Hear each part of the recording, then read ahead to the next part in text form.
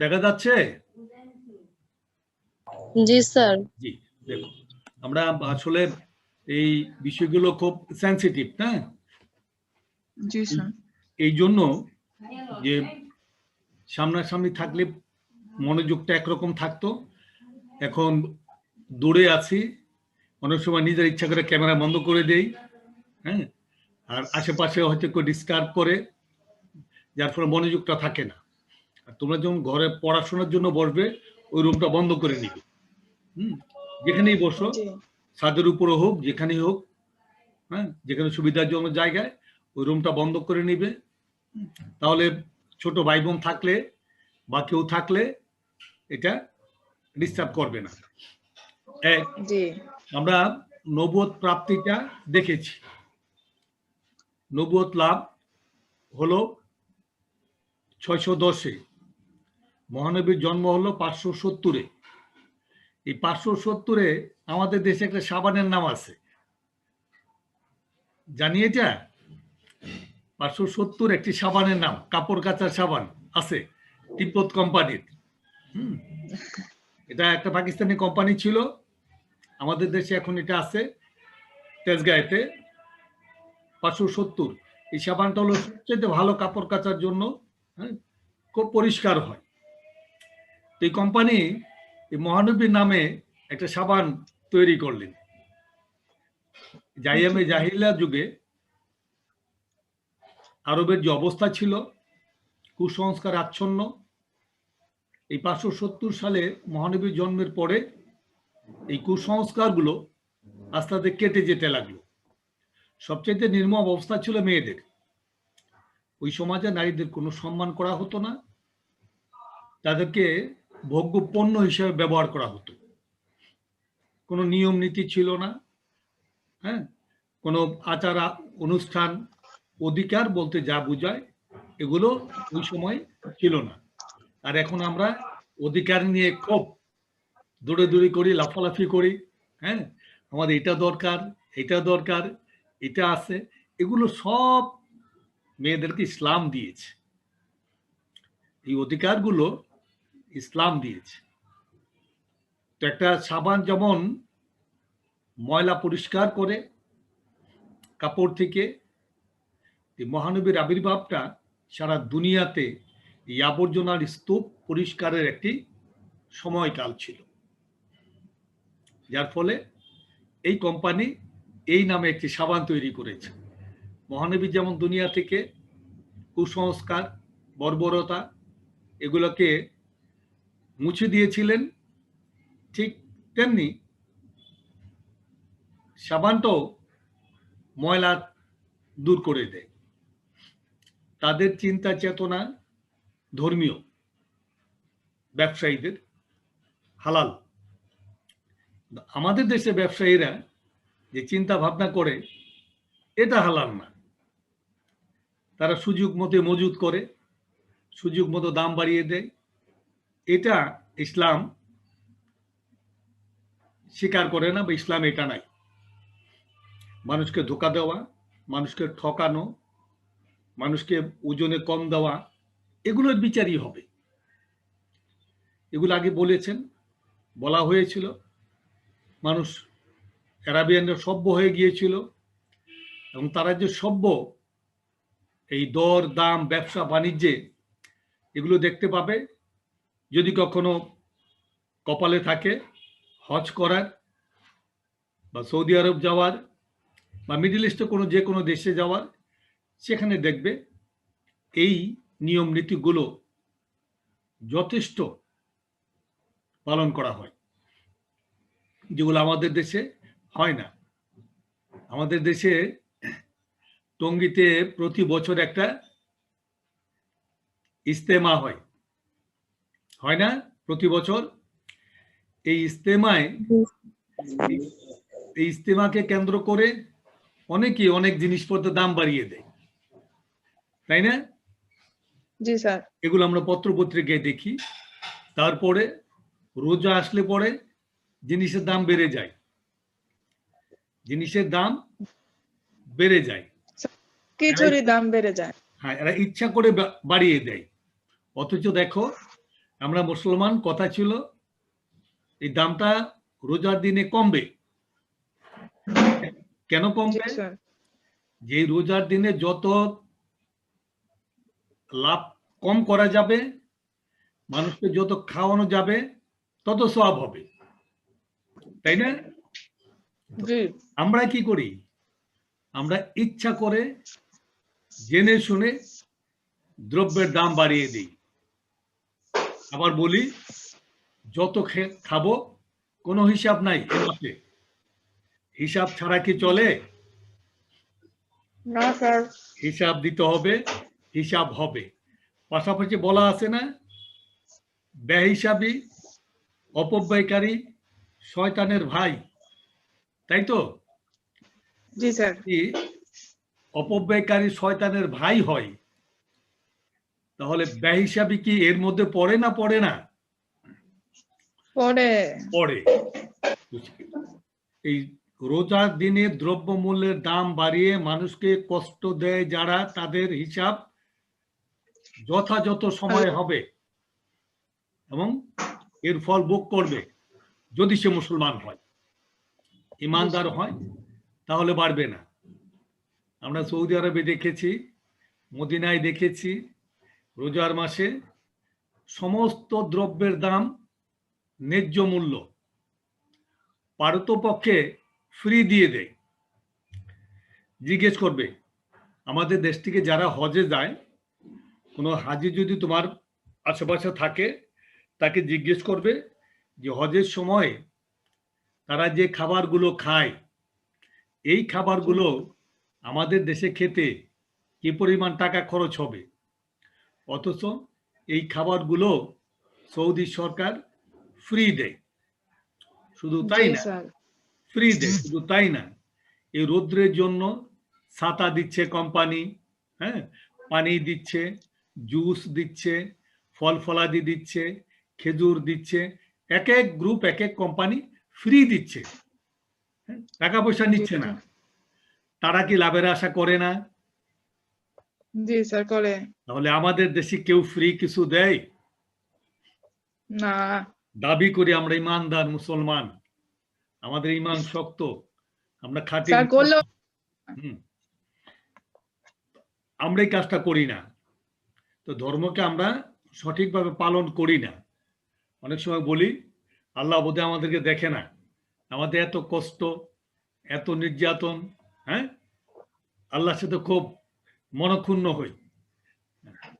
তো সৌদি আরবে বা মিডল ইস্টে গেলে ও দেশের মানুষের অতিথি পরায়ণ, আতিথেয়তা যাকে বলি, এটা কতটা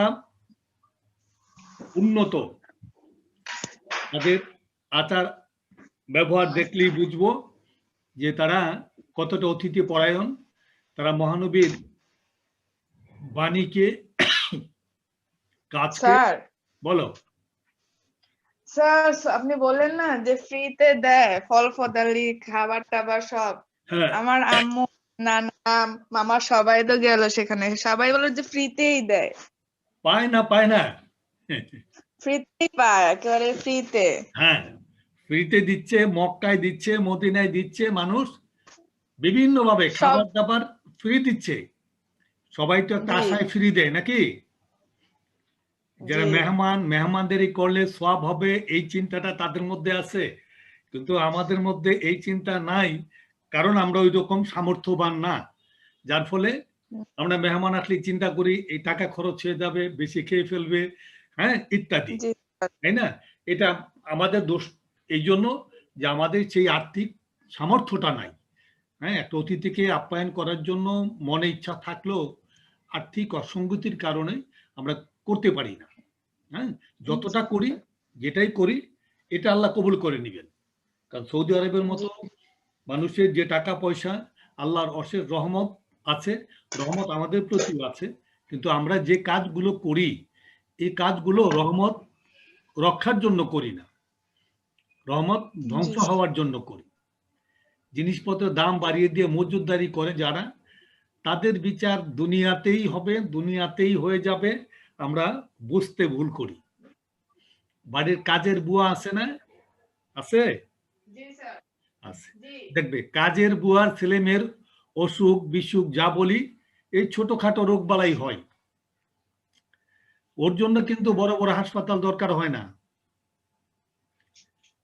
আমাদের জন্য বড় বড় হাসপাতাল দরকার হয়, যারা আমরা দুর্নীতি করি, হ্যাঁ, আমরা মজুদদারি করি, মানুষকে ঠকিয়ে ব্যবসা করি, তাদের জন্য বড় বড় হাসপাতাল। ওই যে ঠকিয়েছিলাম, তার জন্য এই ঠকানোর শাস্তিটা হলো এই বড় বড় হাসপাতালে গিয়ে টাকাগুলো ঢেলে দেওয়া। ওই কাজের বুয়ার বাচ্চাটা আর অসুখ হলে ওরা গরম পানি খাওয়ালেই ঠিক, একটা প্যারাসিটামল দিলেই ঠিক হয়ে যাবে, হ্যাঁ, 2-3 বার গা মুছে দিলেই হবে।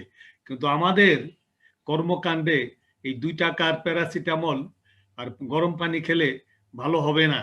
আমরা ভালো কাজ করি নাই। আমরা সকালবেলা উঠে ভালো ভালো খাবার খাই, আর কাজের বুয়া কি খায়?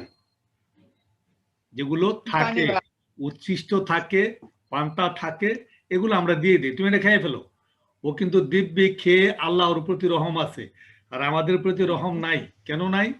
আমরা খাবার প্রচুর নষ্ট করি, রহমত বরকত জি স্যার সেখানে নষ্ট হয়ে যায়।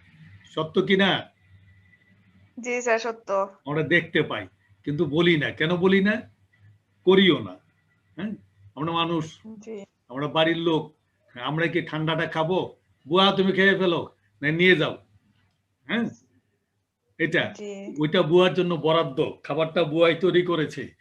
হ্যাঁ, তা দেখো যে যে একই লোক, একই বাড়িতে আমরা বসবাস করি, চলাফেরা করি, আমাদের আচার আচরণ কেমন আর তার ব্যবহার কেমন, এটা দুটা বিচার করলেই তুমি চিন্তা করতে পারবে যে আল্লাহ কার প্রতি রহমত নাজিল করেছেন, কার প্রতি রহমত করেন নাই, কেন করেন নাই। এই জিনিসগুলো সৌদি আরবে খুব একটা পাবে না। তারপরেও আমরা পত্র পত্রিকায় দেখি সৌদির লোকটা খুব খারাপ। হ্যাঁ, এই নারী নির্যাতন, হ্যাঁ, কাজের বুয়াদেরকে নির্যাতন করে, আমাদের দেশে কান্নাকাটি করতে করতে ফেরত চলে আসে, ইত্যাদি ইত্যাদি দেখি আমরা, না? যেগুলো দেখি জি স্যার এরকম কি আমাদের দেশে আছে না? না, নাই। জি এই 100 লোকের মধ্যে 2, 4, 5টা খারাপ থাকবে, হ্যাঁ, বা থাকবে না, এটা ওয়ারেন্টি দেওয়া যাবে না, থাকতেই পারে, কিন্তু সবাই জি না। স্যার সবাই না। কেউ যদি বলে বাংলাদেশের লোক খারাপ, তাহলে তুমি তীব্র প্রতিবাদ জানাবে। কেন? বাংলাদেশের লোক খারাপ না। হ্যাঁ? আপনি কার সাথে ব্যবহার করেছেন, কে আপনার সাথে খারাপ ব্যবহার করেছে, সে হতে পারে, কিন্তু আমরা সবাই খারাপ না। প্রতিবাদ করি না আমরা? জি স্যার হ্যাঁ, এরকম 2-4টা ঘটনা বিক্ষিপ্ত বিচ্ছিন্ন হতেই পারে মনোমানসিকতার জন্য। আর সবাই তো আর ভালো না, এটা আমরাই তো দেখি। আমাদের ঘরে কি সবাই আমরা ভালো? না স্যার না। একজনের ব্যবহার ঠান্ডা, একজন খুব গরম। হুম, আর যত অভাব অভিযোগ কার কাছে? মার কাছে। হ্যাঁ, আর না দিতে পারলে মা ভালো না, না দিতে পারলে বাবা ভালো না।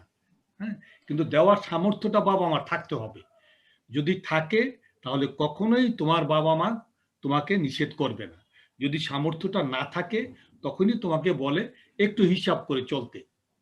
কিন্তু আমরা কি করি? জি ব্যয় হিসাবে চলি, না? দিতেই হবে, জি জোর করে দিতেই হবে। আর যখন দিতে পারে না, হ্যাঁ, মেজাজ খারাপ হয়ে যায়, তখন কোথায় দেয়? পিঠে, গালে। হ্যাঁ, পিঠে মা দেয়, বাবা দেয়। কেন দেয়? যে কথা শুনে নয়, তাই তো? হুম, তো জি আমাদের আচার আচরণে কেউ যদি অসন্তুষ্ট হয়ে আমাদের বকাঝকা দেয়, এটা মেনে নিতে হবে। যদি আমার আচার আচরণ ভালো হয়, তাহলে এটা মানা যাবে না। আমরা প্রতিবাদ করি তখনই যখন কেউ আমার নামে মিথ্যা কথা বলে। যদি তোমার নামে কেউ মিথ্যা কথা বলে, তুমি ক্ষেপে যাও। কেন ক্ষেপে যাও? স্যার এটা আমি করিনি তো, ও আমার নামে মিথ্যা কথা বলছে। কিন্তু যদি করে থাকি, তাহলে চুপচাপ বসে থাকি, তাই তো? হুম, এটা হলো চিরাচরিত নিয়ম। তো সৌদি আরবে এই এক সময় মানুষ এতটাই খারাপ ছিল যে তাদের এই সৎ পথে আনার জন্য মহানবীকে অনেক অনেক কষ্ট করতে হয়েছে, অনেক কষ্ট করতে হয়েছে। হ্যাঁ, যদি নিয়ত করে রাখো যে সৌদি আরবে গেলে, হজ করতে গেলে, যে যে সমস্ত জায়গায় বসে তিনি ইসলাম প্রচার করেছেন, আর সেই সমস্ত জায়গাগুলো এখন আধুনিক অট্টালিকায় পরিপূর্ণ হয়ে গেছে। হ্যাঁ, যেখানে এক সময় জি মানুষ তো দূরের কথা, পশু পাখিও বসবাস করতে পারতো না, এতটাই গরম, হ্যাঁ, মরুভূমি, বালুকাময়। আর সেখানে মানুষ এখন শান্তিতে, মহা শান্তিতে বসবাস করে, সুন্দরভাবে বসবাস করে এবং বিলাসী জীবনযাপন করে। এটা কার দান? আল্লাহর দান। ওসিলাটা হলো মহানবী সাল্লাল্লাহু আলাইহি সাল্লাম। যে মক্কার লোকেরা এতটাই খারাপ ছিল, তারা আজকে দুনিয়াতে সবচাইতে ধনী লোক, পয়সাওয়ালা লোক, যারা একদিন মানুষকে লুটপাট করে খেত, লুটতরাজ ছিল, যাদের এক শ্রেণীর মানুষের পেশা, ব্যবসা বাণিজ্য করলে একা একা করতে পারতো না, দল বেঁধে যেত, কারণ লুটপাটের সমস্যা ছিল, লুটপাট হয়ে যেতে পারে। আজকে সেই সৌদি আরবে, সেই মধ্যপ্রাচ্যে মানুষ রাতের বেলাও নির্দ্বিধায় ঘুরে বেড়াচ্ছে, টাকা পয়সা ধন দৌলত নিয়ে, কেউ ফিরেও তাকায় না, লুটপাট তো দূরের কথা। তাহলে এটা তাদের নৈতিক চরিত্রের পরিবর্তন হয়েছে। যদি আমাদেরও নৈতিক চরিত্রের পরিবর্তন হয়, তাহলে আমরাও সভ্য জাতিতে পরিণত হতে পারবো।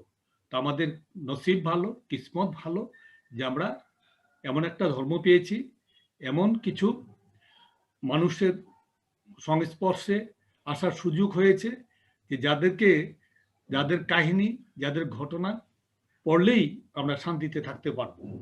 যা হলো হাদিস আর কোরআন। কোরআন পড়লেই মানুষ শান্তিতে থাকতে পারবে, আর হাদিসকে অনুসরণ করলেই মানুষ বিপদে পড়বে না, মহা শান্তিতে থাকবে, যেটা সৌদি আরবের লোকেরা প্রমাণ করে দিয়েছে। আমরাই এই কাজগুলো থেকে বঞ্চিত হচ্ছি আমাদের কৃতকর্মের জন্য।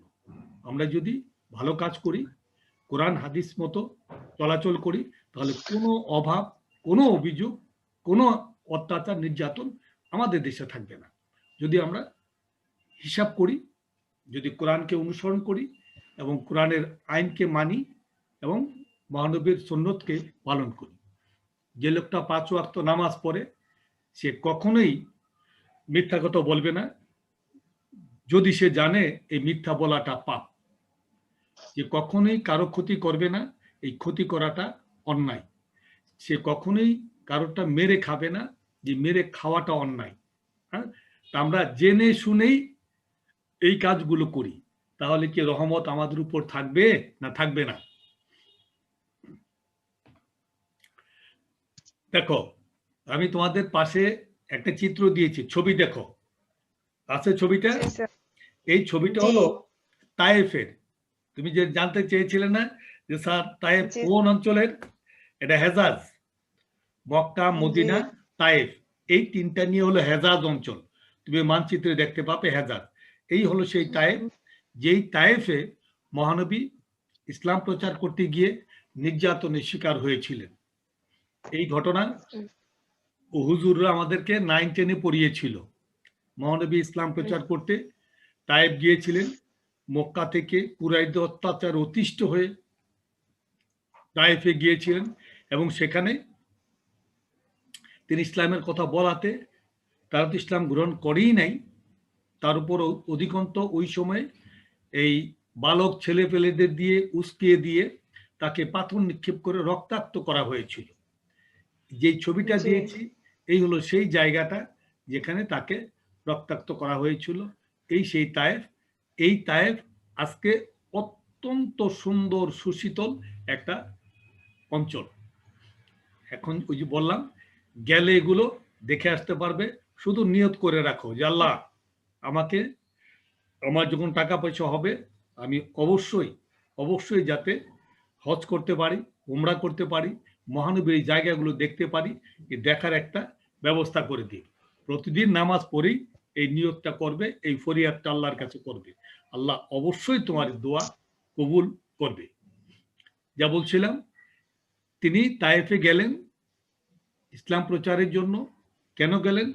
যে কুরাইশরা মক্কাতে তাকে প্রচুর নির্যাতন করছিল, তার লোকদেরকে যেখানে সেখানে মারতো, যেখানে সেখানেই গালাগালি করত।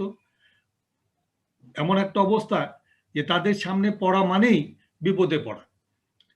আর এই নৌ মুসলিমদেরকে রক্ষার জন্য, তাদেরকে ধর্মে রাখার জন্য মহানবী তার পুত্র, পালিত পুত্র জায়েদকে জি নিয়ে জায়েদকে নিয়ে এই তায়েব গিয়েছিলেন ইসলাম প্রচারে। তো প্রথম দিকে তায়েববাসী তাকে সাদরে নিয়েছিলেন। যখন তারা কুরাইশরা জানলো যে মহানবী তায়েব গিয়েছেন, তারা লোক মারফত খবর পাঠিয়ে দিলেন যে মোহাম্মদ একটা পাগল, ওর কথা শুনবে না।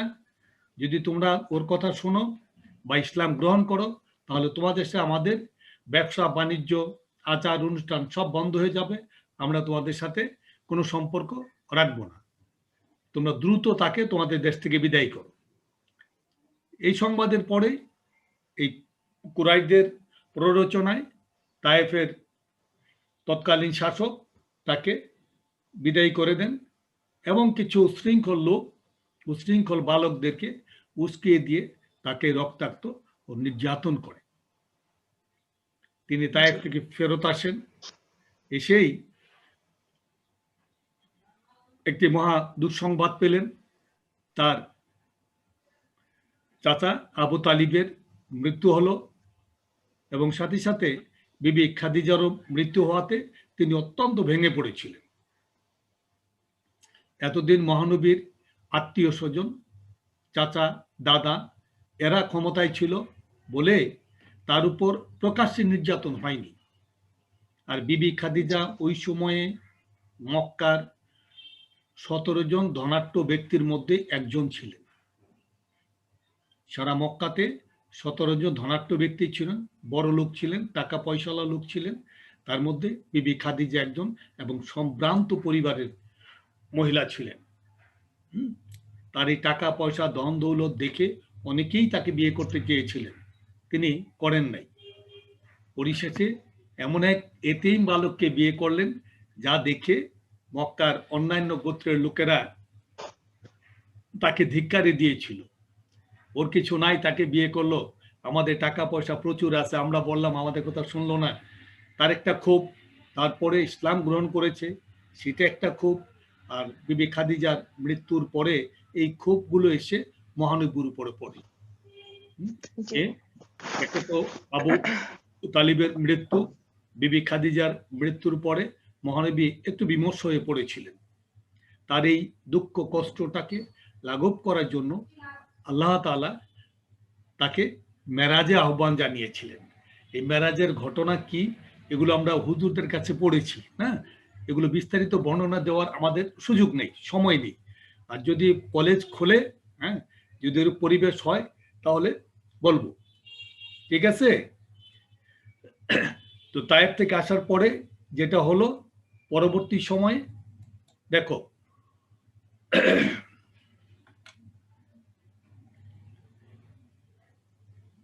মেরাজের পরেই মহানবী আমাদের জন্য এনেছিলেন 5 ওয়াক্ত নামাজ। মনে আছে? আমরা যে নামাজটা পড়ি, এই 5 ওয়াক্ত নামাজ আসলো, আর সাথে সাথে ইসলামকে প্রকাশ্যে প্রচার করার জন্য আল্লাহর নির্দেশ হলো। এই প্রকাশ ইসলাম প্রচার করতে গিয়ে মহানবী অনেক নির্যাতনের শিকার হয়েছিলেন। ফলে তিনি আর প্রকাশ্যে না করে এবার গোপনে আবার শুরু করলেন। এই প্রতি বছর কাবাগর জিয়ারতের জন্য, তাওয়াফ করার জন্য বিভিন্ন অঞ্চল থেকে লোকজন আসতো। তারা কিন্তু মুসলমান ছিল না। এই কাবাগর প্রদক্ষিণ করা, ঘোরা ওই সময় আরবের একটা ট্রেডিশন ছিল, ঘুরবে, যাদেরকে তীর্থযাত্রী বলি আমরা। তো ওই সময় 620 খ্রিস্টাব্দে মদিনা থেকে কিছু লোক মক্কায় এসেছিল এই কাবাঘর প্রদক্ষিণ করার জন্য। আর মহানবী তাদের সাথে, কিছু লোকের সাথে সাক্ষাৎ করেছিলেন মক্কার কাছেই, আরাফার পাশে আকাবা নামক একটি জায়গা। আকাবা নামক একটি জায়গাতে তাদের সাথে সাক্ষাৎ হয় এবং তারা মহানবীর কথা শুনে ইসলাম গ্রহণ করে ইয়াসরিবে গিয়ে বা মদিনায় গিয়ে এই বাণীটা প্রচার করবে, জানাবে, ওয়াদা করে যায়। আর এই যে জায়গাতে বসে ইয়াসরিবাসীর কিছু লোক ওয়াদা করেছিল সেই জায়গাটার নাম হলো আকাবা। আর এই ওয়াদা করার জন্যই এটাকে বলা হয় আকাবার শপথ। প্রথম শপথ আকাবায় কত খ্রিস্টাব্দে হয়েছিল? 620 খ্রিস্টাব্দে। 620 সালে এই আকাবায় প্রথম ইয়াসরিবদের অধিবাসী 12 জন লোক তাকে ওয়াদা করেছিল এবং ইসলাম গ্রহণ করে মদিনায় ফিরে গিয়েছিল। ঠিক অনুরূপভাবে এই 621 সনেও আরো কিছু লোক আসে, ওইখানেই তাদের সাথে সাক্ষাৎ হয়। 622 সনে একটা দল এসেছিল, 73 জন পুরুষ 2 জন মহিলা একটি দল এসেছিল। তারা মহানবীর সাথে এই আকাবায় সাক্ষাৎ করে এবং সেখানে শপথ করে যে তারা ইসলাম প্রচারের জন্য সর্বাত্মক সহযোগিতা করবে। যদি মহানবী মক্কা থেকে মদিনায় চলে আসে তারা তাকে সাহায্য সহযোগিতা করবে। মহানবী তাদের এই আকাঙ্ক্ষা, তাদের এই প্রতিজ্ঞা পণকে সাদরে গ্রহণ করেছিলেন। যেখানে মক্কাতে মুসলিমদের উপর এতটাই নির্যাতন হচ্ছে, সেখানে মদিনাতে গেলে যদি ইসলাম রক্ষা হয়, এই মুসলিমদের রক্ষা করা যায়, নির্যাতন থেকে রক্ষা করা যায়, তাহলে সেখানে যাওয়া শ্রেয়। এই চিন্তাটা মনে মনে ছিল এবং আল্লাহর আদেশের অপেক্ষায় ছিল যে কখন আল্লাহ আদেশ করবেন যাওয়ার জন্য। মক্কাবাসীর নির্যাতন থেকে নিষ্কৃতি পাওয়ার জন্য, মুসলমানদের মুসলিমদের রক্ষা করার জন্য মহানবী 622 সনে হিজরত করেন। এই হিজরত শব্দটা হলো এক স্থান থেকে অন্য স্থানে গমন করাকে হিজরত বলে। আমরা যে হিজরতের কথা বলবো সেটা হলো ধর্মীয় রক্ষায়, ইসলাম রক্ষায়, জীবন জান মাল রক্ষার্থে এক স্থান থেকে অন্য স্থানে গমনকে ইসলামের পরিভাষায় হিজরত বলে। আমরা ঘুরতে যাই সেটা কিন্তু হিজরত না, এটা ভ্রমণ। হ্যাঁ, হিজরতটা হলো ইসলামিক পরিভাষায় এটা, যে ধর্ম রক্ষার জন্য, নির্যাতন থেকে বাঁচার জন্য, জানমাল রক্ষার জন্য এক স্থান থেকে অন্য স্থানে গমন করাকে হিজরত বলে। এই হিজরতটা হয়েছিল, এর আগে মহানবী কয়েক জায়গায় গিয়েছিলেন, কিন্তু সেটাকে এইভাবে হিজরত বলা হয়নি। হিজরত বলা হচ্ছে শুধুমাত্র মক্কা থেকে মদিনায় বা ইয়াসরিবে যাওয়ার ঘটনাকেই হিজরত বলে আখ্যায়িত করা হচ্ছে। সরি, আমরা আগামী ক্লাসে হিজরতের কারণগুলো পড়ব। এই যে পাশে একটা ঘর দেখা যাচ্ছে, এটা হলো সেই আকাবা শপথের জায়গাটি। এখানে কিছু গাছ ছিল আর পাহাড়। এটা হলো আধুনিক কালের জায়গা, যে এইভাবে একটু নির্দিষ্ট করে রাখা আছে। হ্যাঁ, যে এই জায়গাতেই প্রথম মদিনার কিছু লোক সাক্ষাৎ করেছিলেন, সেই স্মৃতি চিহ্নটা এখানে রাখা আছে, এইভাবে করা আছে মক্কার কাছেই। এবং আগের ছিল গাছের নিচে পাহাড়ের ঢালুতে এই শপথটা হয়েছিল। আর সেখানে এই স্মৃতিটাকে রক্ষা করার জন্য একটা মসজিদের মতো করে রাখা আছে। এটা যদি কখনো নসিবে হয় দেখতে পাবে। তো আমরা আগামী ক্লাসে পড়ব হিজরতের কারণগুলো, কেন হিজরত করেছিলেন এই কারণগুলো। তোমাদের এই কারণগুলো জানতে হবে, এজন্য পরবর্তীতে এই কারণের ছোট ছোট প্রশ্ন হয়। কয়টা কারণ ছিল, কেন হয়েছিল, বা এই ঘটনা বর্ণনা করে প্রশ্ন করা হয়, যাতে সহজ উত্তর দেওয়া যায়। ঠিক আছে? আমরা আগামী ক্লাসে হিজরতের কারণ পড়ব এবং সাথে কিছু প্রশ্ন দিয়ে দেব, যাতে চ্যাপ্টার প্রত্যেকটা অধ্যায়ের সাথে সাথে আমাদের কিছু আগামীর কাজও হয়ে যায়। ঠিক আছে? আজকে সময়ের জন্য প্রশ্ন দেওয়া গেল না। হ্যাঁ, আগামীতে আমরা প্রশ্ন দেওয়ার চেষ্টা করব। সবাই ভালো থাকো, ঘরে থাকবে, আর মা বাবাকে সাহায্য করবে, যা বলে কথা শুনবে। সবাইকে ধন্যবাদ। আসসালামু আলাইকুম। আসসালামু আলাইকুম। ওয়ালাইকুম আসসালাম।